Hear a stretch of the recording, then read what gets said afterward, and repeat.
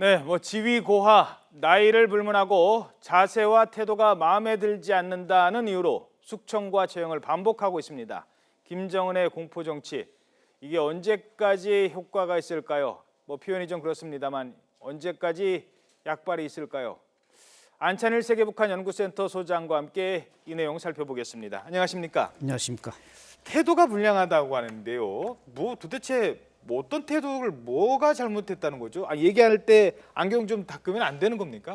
분위기가 어느 정도인 거죠? 글쎄, 지금 잠깐 북한에서 충성의 롤 모델은 그 황병서처럼 하면 전혀 숙청할 걱정이 없습니다. 앞서가지도 않고 말할 때 입 가리고. 그렇죠, 무릎 꿇고 얘기하고. 예, 그러면 되는데 이제 이 김영진 부총리도 아마 그 최고인민회의 열렸을 때 밑에 앉아가지고 주석단에도 못 올라가고 밑에 앉아서 안경을 닦은 모양입니다. 예. 그게 아마 김정은한테 걸렸고 또 그 배후에 보면 이제 최근에 그 김옥 김정일의 마지막 와이프 김옥이 숙청되지 않았습니까? 예. 그게 이제 남동생 김균이라고 예. 김일성 종합대학 부총장이었습니다. 예. 그러니까 아마 그 동생이 말을 잘못해서 즉 우리도 무슨 백두혈통 집안이다. 저 누나가 이제 그거였으니까 누나가 이제 김정일의 마지막 부인이었으니까 그런 말을 한 모양인데 결국 그 얘기가 이제 알려져서. 그렇죠. 그게 알려지면서 네가 백두혈통이야? 이런 식으로. 그렇죠. 그렇게 예. 이제 패거리를 잡다 보니까 그래서 이번에 김영진한테 뒤집어 씌운 제목이 종파분자 아닙니까? 아하. 종파분자라는 건 파벌을 만들었다는 그렇죠. 것입니다. 그러니까 이 김정일 시대에도 종파분자는 한 명도 없었는데 예. 김정은 통치 5년에 장성태이가 첫 번째 그때도 종파분자. 종파분자로 장성택이 처형됐잖아요. 그렇죠. 이번에 두 번째 종파분자. 예. 그러니까 북한은 파벌은 없어도 인맥은 있고 분파주의는 허용하지 않아도 작은 패거리는 존재합니다. 예. 어떻게 보면 이 김영진이라는 부총리가 이제 지난 9년 동안 교육부 장관 하면서 이제 부총리까지 올라왔는데 예. 이 아마 교육계의 일종의 이제 마피아처럼 행동하면서 김균, 김영진 이런 라인이 형성되다 보니까 김정일이가 이걸 잡으려고 벼르다가 그 안경 닦는 걸 빌미로 이번에 아하. 잡은 것 같습니다. 그러니까 안경 닦았다는 거는 꼬투리고 그렇죠, 그렇죠. 딱 이제 지켜보고 있었군요. 그렇죠. 감히 어딜 넘봐 그렇죠. 이런 거였잖아요. 맞습니다. 자, 그런데 이렇게 되면 고위층 아무리 고위층인데도 사람인데 실수를 할 수도 있는 거고 야 이거 불안해서 살겠냐라는 생각도 가질 거 있고 차라리 이렇게 살 바엔 에이 하면서 뭔가 다른 일을 도모할 수도 있는 거고 아니면 계속 불만이 좀 쌓여갈 텐데 과연 이거 어떻게 될까요? 글쎄 그게 아마 풍선 효과를 일으켜서 이번에 태영호 공사의 망명도 그런 현상들을 보면서 결국 그 체제에 있다가는 나도 언제 죽을지 모른다 이런 불안감이 이제 거의 탈북자들을 지금 양산하고 있지 않습니까? 예. 북한 내에서 이런 교육부 장관이나 최희 부부장이나 민간인들은 그냥 그렇게 죽을 수밖에 없지만 군부 인사들인 경우는 이게 아하. 또 생각이 다르다고 아, 그러죠. 달라요? 예. 총을 가지고 있고 아하. 물론 그 총을 함부로 쓸 수도 없고 총을 휴대하고 김정은 옆에 갈 수가 없지만은 예. 아마 지금 북한에서는 그래서 쿠데타가 좀 무르익고 있다 이런 얘기가 전혀 틀린 말은 아니라는 것입니다. 그러니까 지금 예를 들어서 김용진 내각 부총리는 이제 민간인이잖아요. 그렇죠. 예. 그러니까 마음에 안 들면 처형을 바로 해도 보복당할 염려가 없다라고 생각을 하지만 그렇죠. 군부에 실제로 총을 갖고 있는 자들에게는 그렇게 강하게 못 나간다라고 할 수 있는 거군요. 그렇습니다. 자, 그렇게 되면 예를 들어서 김양건의 후임으로 됐던 김영철 최근에 혁명화 교육을 받고 농장에서 한 달간 일하고 돌아왔다고요. 네네네. 이런 케이스는 어떻게 해석을 해야 될까요? 그러니까 김정은 시대 들어와서 가장 잘 나가는 사람 3인방이 있었는데 예. 황병석, 김영철, 김원홍 예. 국가안전보위 부장까지 이 세 사람이 가장 잘 나갔는데 김영철 역시 황병서와 함께 고영희의 군사보좌관 출신이기 때문에 예. 집안에 줄기는 백두산 줄기나 이게 아니더라도 상당히 이 백그라운드가 좋았습니다. 예. 근데 이 사람마저 혁명화를 갔다 와야 됐다는 것은 역시 이 사람이 지금 경찰총국장 하면서 또 대남 비서까지 승승장구하니까 너무 힘이 좀 세졌습니다.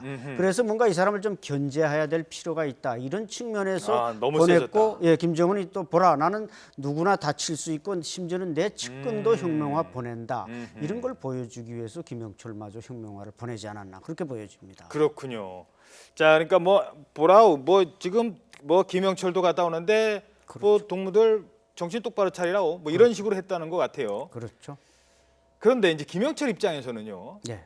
내가 지금 실적도 이번에 뜸하고 지금 그래서 지금 혁명화 교육도 받다 왔고 그럼 뭔가 자신의 존재감도 보여줘야 되고 김정은한테 잘 보여야 되고 그럼 본인이 할 수 있는 게 뭡니까? 옛날에 뭐 천안함 폭침, 그다음에 뭐 지뢰 도발 뭐 이런 거 기획했던 인물 아닙니까? 이런 사람이기 때문에 자칫 또 우리 그 남한을 향해서 뭔가 또 도발을 할 수 있다 이런 우려가 제기되고 있어요. 그렇죠. 이 사람의 지금 권한은 막강한데 노동당 중앙위원회 부위원장이고 정치국 위원이고 종찰총국장까지 겸직하는 대남비서 통전부장이란 말이죠. 예. 그 안에는 뭐 작전부에서 데려온 이런 날고 뛰는 정말 공작원도 많고 또 돈도 어느 정도 있고 그렇기 때문에 이 사람이 지뢰도발도 했고 또 그 천안함 폭침도 해서 정말 우리 군함을 이렇게 두동강 낸 사람 아니겠습니까? 예. 따라서 이자 지적하신 대로 내가 비록 혁명과 갔다 왔지만 내가 마음 먹으면 뭐든지 할 수 있다 해서 뭔가 새로운 형태의 도발을 한번 해가지고 자기의 존재를 부각시키고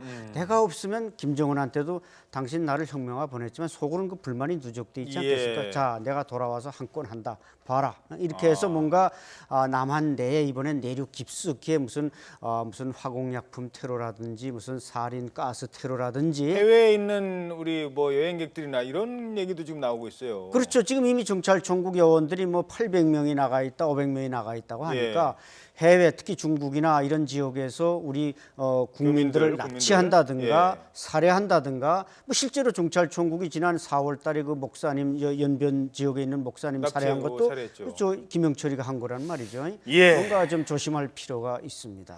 자, 알겠습니다. 자, 그런데 김정은 정권 이후 그러니까 김정은이 권력을 잡은 뒤에 처형당한 고위급 인사만 해도 지금 뭐 100여 명에 달한다 이런 얘기 나오고 있잖아요. 네네. 왜 그런 겁니까? 김정은의 성격 파탄 때문일까요? 아니면 내가 좀 어리다는 그 나이 컴플렉스라는 게 있잖아요. 내가 어리다고 나를 깜봐? 뭐 이런 걸까요? 어떻게 보십니까? 그렇죠. 아마 그 나이 컴플렉스가 가장 크지 않는가. 그러니까 이 분노 조절 장치가 완전히 고장나 있다는 거 아닙니까? 그러니까 자기 어린 눈에 그 기준으로 눈높이로 보니까 다 마음에 안 드는 겁니다. 과거 김일성이나 김정일은 자기가 만들어 놓으니까 마음에 안 들어도 그냥 넘어갔지만 이 사람은 마치 자기 욕구에 다 맞아야 된다는데 북한의 현실이 김정은의 눈에 어떻게 맞출 수 있겠습니까? 이런 아주 분노 조절 장치가 고장나고 아닌 게 아니라 너희들이 나를 나이 어리다고 자식벌 된다고 깔봐 이런 어떤 심리적 특성이 있고 또 하나 더 있다면 지금 저런 숙청의 배후에는 노동당 조직지도부 제1부부장 조현준과 국가안전보위부장 김원웅이 있습니다. 이 사람들이 이제 말하자면 김정은을 빙자해서 인적 교체, 쇄신 뭐 이런 걸 하면서 자기네 마음에 안 들으면 무슨 죄목이든지 뒤집어 씌워서 이 숙청을 시켜버리는 겁니다. 아하. 그렇기 때문에 앞으로 지금 5년 안에 뭐 한 200여 명의 고위층이 날아갔는데 아마 앞으로 저런 김정은 통치가 계속될 경우 적어도 2, 3년 안에는 수백 명이 더 날아가야 김정은 체제가 고착할지 이렇게 지금 불안한 상태입니다. 김정은의 성격을 좀 분석을 해보면요, 이렇게 화날 때는 막 뭐 자기 고모 보고 뭐 그냥 처형하고 그런 어떤 성격 파탄자의 모습을 보이다가 또 기분 좋을 때는요 아주 달라집니다. 이 사진 하나 좀 보여주시죠. 이게 뭐냐면요, 지난번에 SLBM 시험 발사 성공했을 때인데 그 발사를 주도한 것으로 알려진 이병철 군수공업부 부부장입니다. 근데 앞서 사진 그를 보면 지금 보일까요? 지금 담배를 피고 있죠. 근데 앞에 있는 이병철도 담배를 지금 들고 있습니다. 자막이 빠지면 보일까요? 저 지금 사진에 조금 지금 나오는군요. 아니 이제 어떻게 김정은 앞에서 맞담배를 합니까? 정말 상상이 어려운데 그렇죠. 어떤 상황일까요? 글쎄 저것도 이제 김정은이 참가해서 1호 행사 아닙니까? 아마 김일성, 김정일 저 3대 부자를 통틀어서 1호 행사에서 그 최고 존엄 앞에서 담뱃대를 같이 들은 건 최초의 사진이 아닌가 저도 이렇게 보여지는데 아마 그만큼 김정은이가 이게 기분이 업돼 가지고 다 태우라 그래가지고 이제 한 대씩 나눠줬는데 다른 사람들은 무서워서 다 감췄지만 저 사람은 그래도 김정은이가 가장 신뢰를 하니까 들고만 있었을 거 아니에요? 들고만 있었지 감히 불을 붙이지는 못하지 않았을까 그렇습니다. 그러니까 뭐 불을 붙여줬다 하더라도 그걸 어떻게 앞에서 빨겠습니까? 그냥 들고만 있었겠죠. 연기를 내뿜지는 못했을 것 같고. 그런데 어찌됐든 저런 모습은 너무 다혈질적이라는 거죠. 예측 불가능한 지도자. 이거는 정말 밑에 있는 사람 입장에서는 뭐 어느 장단에 춤을 춰야 될지 담배 조금 아까 피라고 해놓고 갑자기 진짜 담배 폈다고 아니 그렇죠. 어쭈 이렇게 나올 수도 있는 거 아닙니까? 그렇죠, 그렇죠. 이제 뭐 다 그게 카메라에 잡혔다가 그 호위 사령부나 그 뒤에서 이제 김여정이나 이런 사람들이 다 그걸 해놨다가 또 스크린 해가지고 잡아낼 땐 그 안경 닦았듯이 잡아낸단 말이죠. 아, 그렇죠. 그렇기 때문에 밑에 사람들이 김정은이가 하라고 그래서 했다가도 불안하기 때문에 네. 아마 하는 채 하다가 다 말지 네. 끝까지 시키는 대로 했다가는 언제 당할지 모르는 겁니다. 예, 알겠습니다.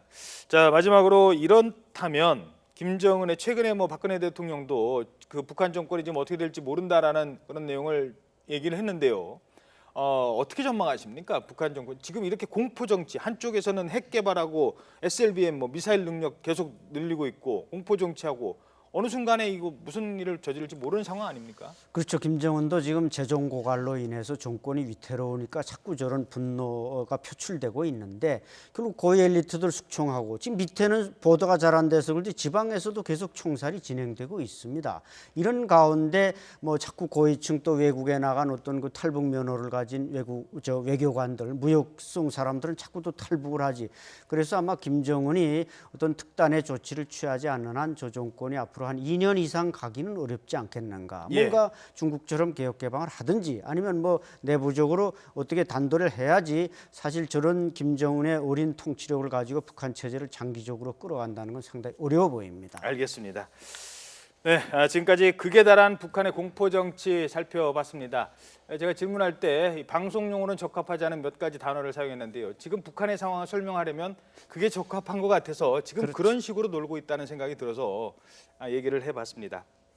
네, 안찬일 세계북한연구센터 소장이었습니다. 고맙습니다. 감사합니다.